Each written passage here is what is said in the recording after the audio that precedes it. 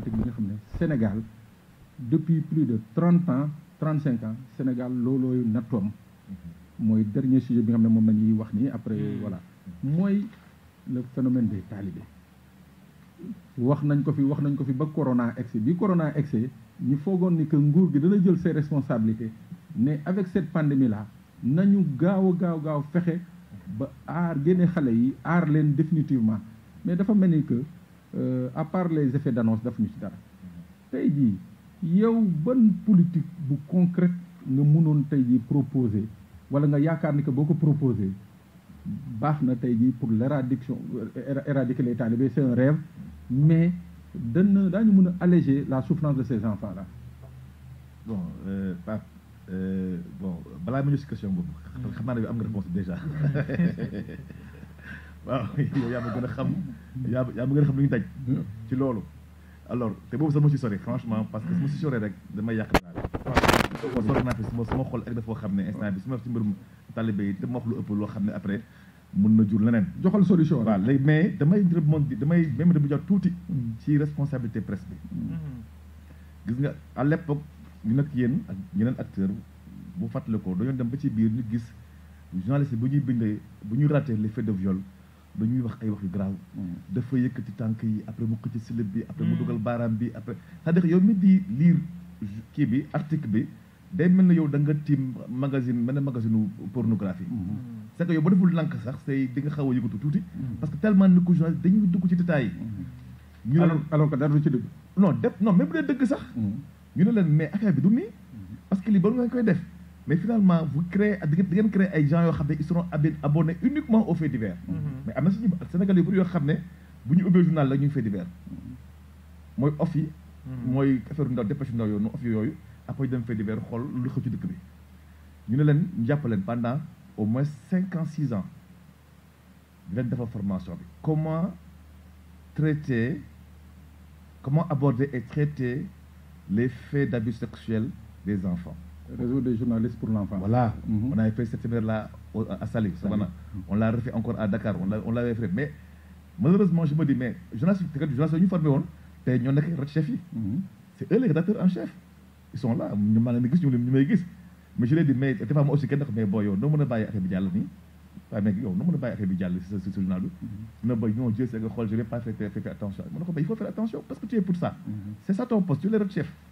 C'est à toi de veiller à ce que article bi luy génn su journal bi mais mu gën ci fu mu war a génne et puis arrêter de mettre la question des abus dans les faits de société dans les faits divers am na ay temps bàyyi woon nañ ko complètement mais léegi ñëwaat nañ ci ils sont revenus donc je pense que et c'est là où j'interpelle le CORED et j'interpelle tous les syndicats toutes les associations donc de journalistes là moi jeunes reporters surtout les jeunes reporters parce que je pense que c'est parce que ñoom les jeunes reporters c'est eux qui deviennent demain les futurs patrons n'est-ce pas Assane Samba Diop ay temps jeune reporter la woon ñoom Antoine Diouf voilà fi lañu njëkkee ma dëgg donc à la fois c'est des jeunes fi leen doon nekk ak ñoom mais tey ils sont des patrons de presse il faut que ces gens c'est maintenant les jeunes reporters là il faut vraiment qu'on mette l'accent sur eux qu'on puisse les encadrer parce que la ngay jàng CESTI ak CESTI jàngoo fa droit de l'enfance droit de l'enfant jàngoo fa protection jàngoo fa droit des femmes donc da ngay ñëw jàngale technique journalistique ak de communication nga gën na ñoo topp mais tu as besoin d'une formation complémentaire donc et ce qui fait que moi je pense que il faut que ñooñu jël leen il faut que association bi aide à la presse bi il faut que mu am volet boo xam ne c'est un volet qui soit dédié à la formation continue surtout sur les faits de société parce que les journalistes ils n'ont pas le droit de traiter les choses comme bon les semble da ngay yow rek comme nga wax rek dañuy wax ay articles yu bëri mais tu te rends en compte que finalement dara ci dëgg man mosumoon ba gëmoon naa fi si pour bi xamoon si pour bi yaa mën ne amul si non ça n'existe pas mais pour moi le site existait ça n'existe pas alors donc voilà et c'est une information que je viens d'avoir ici là donc je pense qu'il faudrait qu'on accompagne les journalistes à mieux traiter ces questions-là la deuxième chose c'est au niveau de la sanction sama wax na sànq man je trouve que quand même en Afrique il faudrait que ñu xoolaat au Sénégal de façon particulière il faut ñu xoolaat naka la ñuy joxe suñu sanctions yi c'est-à-dire le code pénal a prévu mais beaucoup de types de sanctions mais lan moo tax ñun à chaque fois rek mais ñun on préfère l'emprisonnement mais jàpp tëj mais kooku boo ko jàppee tëj ko lu jóge li nga wax sànq de bu mu tudd tur bi parce que du référence man jox mën naa sax tur bi tudd turam kooku bu ñu ko jàppee bu tey camp pénal prison des femmes mais kan la fay dajal ay morom la fay dajal dañuy toog làng de ràcc di xoolal di wax nag c'est di wax di gën a bon di naan kii ak di xoolal raconter histoire xoolal créer yeneen plan bu ñu génnee dañ koy appliquer donc la prison ne peut pas être un lieu de socialisation il faut que les peines alternatives les peines complémentaires qui sont dans le code pénal il faut que ces peines-là qu'on puisse les utiliser à bon escient pour plus d'efficacité et d'efficience bu jëlee rango tey la moom nii ba ko jëloon tey yóbbu ko jàpp nañ ko jugé nañ ko tëj nañ ko 3 mois wala 6 mois prison ferme mais nag bu ñu ko tëj bu mu tëddee bu mu nekk liberté 6 nañu liberté 6 bu fanaan fa rek mais bu xëyee na dem marché au poisson na dem raxasi marché au poisson jox ko balai ak serpillière ne ko fompal muy xool ay moromu jigéenam ñu nga xam ne 4 heures du matin la ñuy yeewu mais dox jógee Pikine ginnaaw raay yëmbal fu nekk la ñuy jógee dox ba dugg marché au poisson 4 heures du matin heure boobu la nga gis doo gis benn góor boo yeewoo 4 heures du matin 5 heures du matin Sénégal doo gis góor jigéen ñi nga gis jigéen yooyu nañuy nag ay suñu modèle les femmes qui sont au marché au poisson les femmes qui sont au syndicat ñooñu dañ nekk suñuy modèle ñun ñooñu dañ leen jox plus de visibilité nañu wane ñooñu te bàyyi ñii ñuy wane ay mannequins yi ñuy wane ay animatrices télévision yi ñu wane ay actrices de film ñooñu c'est pas des références ñooñu il faut que la société civile sénégalaise il faut que les tarixa yi waa Jamra je lance une pique à Jamra en passant parce que dama jàpp ne ñoom dañoo xaw a nooy temps yi vraiment dañoo xaw a nooy il a fallu que femme bi dafa wax rek ne maa ngi jégalu rek waa ji wax maa ngi jégalu te nga def loolu def loolu Jamra il faut que Jamra revienne à Jamra voilà ces femmes là ces associations civiles là c'est les tarixa nañu jàppale ñu wane jigéen yi nga xam ne ñoom ñoo yor comme Sénégal jigéen ñi nañ leen wane ci télé yi nañ leen wane ci réseaux sociaux yi ñu nekk suñu référence jigéen ñi nga xam ne nag su dee conférence ni leen jël yóbbu leen ci marché yi yóbbu leen ci cimetière yi yóbbu mais ñuy bale di fobeer ba xam luy dëgg yóbbu leen hôpitaux yi parce que loolu mooy tax ñu xam ne lu nekk du dëgg boo duggee hôpital ñu la fobeer hôpital bi fobeeral fii wala baleel fële mais di nga xam ne nga gis nit benn jigéen su morom jigéen bu waaj a dee seqal dina am ci yàlla donc dafa laa bëggoon loo bëggoon wax maintenant sur la question des talibés Pape talibé yi man moom comme je dis rek yàgg naa ko wax talibé yi kenn mënu ci dara loolu état je suis un acteur lointain parce que je n'ai plus la man dama gedd man dama dem ba ma homogé man de leen dootuma laal xaalisu talibé yi parce que di liggéey te xam ne amoo résultat kooku càcc la voilà kooku càcc parce que yaa ngi liggéey jox leen xaalis jox leen financement bu bëri jox la ay centaines de millions yaa ngi liggéey mais tu sais très bien que ne defal ses rapports def ses recommandations yónnee du mujj fenn parce que lu ko tënk lu ko yore c'est la volonté politique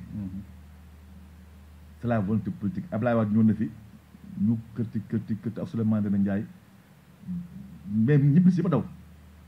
te muy dëgg nag mu ko wax rek muy dëgg Souleymane Ndéné rek moo taxaw ne waa jox la ma kayit bi jox ko mu signé ñu dem président ne ko président dañu ko fekk palais dañu ko fekk salle des banquets ne ko jël na affaire bi applique mu ne mbay yéen ma dugal ci problème ñu ko da nga koy dóor parce que nag li mu tu continuer mais à l'époque sax xale yi sax dañ doon agressé talibé yi man on m'a agressé talibé agressé dama fi alors te xamul ne sax man moom lay liggéeyal alors mais ñu dem ba ci biir Ablaye Wade arrière tey Macky jëlaat na aussi la même chose avec lu Ablaye Wade defoon dem na ba ci biir mu metti mu arrière non arrière bi xam ne c'est la pression des religieux dañ ko wax te dee parce que tey sëriñ daara boo fa gis tey bu yelwaan loo xale dafa làqu ci ginnaaw sëriñ soit dafa làqu Touba wala mu làqu Tivaouane wala mu làqu si Maria yi wala mu làqu Belengar wala mu njax en tout cas sëriñ daara boo gis tey te ko mën naa ko wax et j'ai déjà de preuve parce que ñun traqué nañ am na ay ñoo xam ne leen traqué Sébikotane ak Diamniadio traqué leen ba ñu daw làqatu ji fenn ñu fekk la fa kuñ kooku nañu du dem loolu ko yóbbu te mu def loo xam ne ndax sul noonu donc ñoom ñi leen di protéger c'est les religieux ñoo leen di protéger ñoom ñooy protéger sëriñ daara yi nga xam ne ñoom ñooy yel wàllu xale yi léegi nag loolu nag ñun suñu mënuñ ci sori parce que yow boo ci waxee talibé dal sa kaw ñu ñëw sa kër lakk sa kër wala ñu lakk sa oto wala ñu menacé la saagal ci réseaux sociaux yi te loolu moo am mooy dëgg man li may wax du neex parce que dama ciy liggéey dama xam liggéey ba xam lépp lu ko lëndal ci biir on a fait des rapports on a pisté des ñu nekk yéen on a pisté des brigades des mairies on a pisté des maîtres coraniques véreux dem ba génne système bi yëpp décrire ko dans un rapport très complet on l'a remis aux 2 autorités compétentes ba tey rapport amul suite yaa ma dëgg la deuxième chose nag c'est que volonté politique boobu tant que état amu ko lii kenn du ko réglé xam nga amul sax ay ministre de l'intérieur amul ay ministère de la justice xam nga kam na koy réglé président de la république day taxaw ne kaa leen tarixa yi kaa leen ñu toog ana waa Touba ana waa Niassane ana waa Tivaouane toog la ñu toog yu ma ne lii day jeex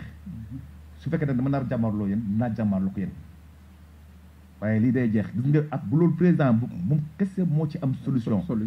te li may wax moom xam na ko parce que sama ancien directeur mu ngi ci wetam moo koy conseil mais est-ce que moom dina am su courage politique pour leen ko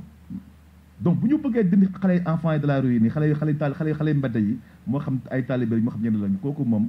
il faut que tarix yi dugal ci seen loxo te tarix yi rek la ak président ñoom kese ñu ci mën dara amul beneen ministre amul beneen association amul beneen ONG bu ci mën dara jërëjëf Ely Moussa juste pour dëggal ko rek après ma jox la nga jeexal tëj émission bi li ma wax dëgg la de les circuits de blanchiment fii ci réew mi sëriñ daara yooyu la li ñuy blanchir ci capital kenn boo liiree rapport scientifique da ngay jommi da ngay jommi waaw juste léegi nag landing kon nag ñu bàyyi la yow nga tëj waxtaan bi waaw di remercier rek bëgg a rebondir un petit peu ndax Moussa moom saa lu mu wax lu ne day am solo en fait par rapport au daara moi je pense que il va falloir qu'on accélère la modernisation ñoo ngi koy moderniser parce que il faut que ñu accélérer je me rappelle ñu ma bokkoon classe ñu gënoon intelligent dañoo jógoon ci daara yi parce que ku parvenir à mémoriser 622 pages maanaam si 114 sourates yi nga maîtriser ko à l'âge de 5 ans 6 ans doon jàng nasaraan bi moo lay kii parce que déjà ce cerveau développé na benn capacité d'adaptation di maîtriser ay mots yoo xam ne mosoo ko gis si dégg rek nga ci am nga si jaar di si def 622 pages je pense que c'est quelque chose qui est extraordinaire mais il va falloir aussi tamit ñu xam ni mënuñu dundee comme les années 60 mënuñu dundee comme ñoom Alaaji Maalik ñoom Serigne Touba ñu doon dundee mënul nekk il va falloir qu'on avance pour avancer nag il va falloir qu'on s'adapte à la réalité réalité bi mooy daara ñu doon gisee nii comme ni mu doon mel nii ma jàpp ma ni nañ ci mën a continuer noonu parce que on peut pas mettre en place des droits ou des lois pour l'enfant et également en contrepartie ñu gis neneen loo xam ne du noonu il va falloir qu'on passe à la modernisation dafa laaj tamit benn consensus fort parce que il va falloir que aussi tamit je sais pas si on est dans une république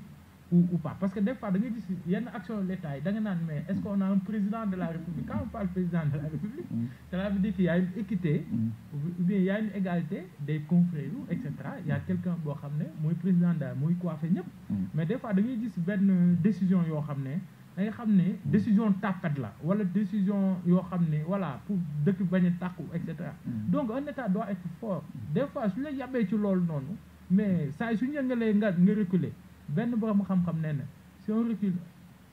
la première fois on va reculer une deuxième fois te la moo ñu dal il va falloir que ñëpp toog def benn assise nationale boo xam ci daayira ñu ñëw ñu ne noo lañ ko bëggee ñu defee ko mais il va falloir que droit xale bi ñu jëm ko loolu la ñu wax l'intérêt supérieur de l'enfant xale bi tey jii nii dafa am ay droit yoo xam ne tey jii nii peut-être ñoo ngi koy salfaane te am na ay loi yoo xam ne Sénégal ratifié na ko au niveau sous-régional et au niveau international mais à chaque fois dañuy gis ni loi yi duñ ko appliqué ñaata taalibe fii lañ violé ñu leen tëddee ay homosexuels di leen tëddee c'est-à-dire ñaata bëri na mais enfant yooyu ñaata xale lañ dóor ba mu dee après du mujj fenn loolu mënul continuer il va falloir que ñu am ñoom tamit ñu jéem a xool nan lañ mën a évoluer ak société bi pour à ce que ñëpp gis seen intérêt xale yi gis seen intérêt boo fay un daara très moderne boo xam ne résidence lay doon taalibe yi mën nañ fa nekk état peut-être di leen financer ou et cetera wala ñu am yenn activité tierce yoo xam ne tey jii nii na permettre au moins duñ dem di yelwaan nañ duñ mën a dem defi dara yelwaan bi man gisuma ko benn bon jàpp mën ni bind nañ ko ci téere wala ci kaamay xale yi dafa ko dem yelwaan non c'est culturel en fait am na benn borom xam-xam dafa ne aada moo fi ëpp doole diine parce que tout simplement yenn yoo xam dañ ko siy boole bokku ci mais il va falloir que ñu xoolaat loolu fu may terminer rek fu wax la ni par rapport à tout ça il va falloir revenir à l'orthodoxie maanaam sur éducation à la maison tey jii nii ñun bañ daan xale man sama papa su ma tegul sa on est des sudistes carrément sa baaraam bi su tegul ci bool bi non tey nga dee ceeb bi yàpp mu ne si digg bi wala jën bu ne si digg du ko mës a laal leneen tamit sa ñoo ko def munoo sol sa tubéy du wàcc sa kanam papa sa kanam yaay wala sa papa du la woo te doo ko déglu tant que parewu doo dem mun na la saaga wax la lu la neex lu ko neex mais doo bouger doo ŋàng mais aujourd'hui est-ce que loolu yëpp aman na ce qui fait que je reviens toujours que pour dire que la famille c'est une institution à devoir limiter à responsabilité limitée pour wax la ni tey jii nii également il va falloir qu'on passe à des formations, à des sensibilisations. C'est important sur les réseaux sociaux. Il y avait un professeur qui le faisait, surtout à Dakar, il les sensibiliser sur les côtés néfastes des réseaux sociaux. Il va falloir que aussi nous ayons des volontaires, ou si acteurs civils ou la société civile, nous sensibiliser les jeunes filles là. Sur les réseaux sociaux, nous parce que je pense que victime coupable, c'est voilà quoi doo xam ba ndax victime la wala doo xam coupable parce que je pense que c'est tous les deux comme Moussa Alioune koy wax ils sont victimes parce qu'ils savent pas parce que ñoom ñooy subir ils sont coupables également parce que ils ont franchi les lois le Rubicon voilà a été franchi voilà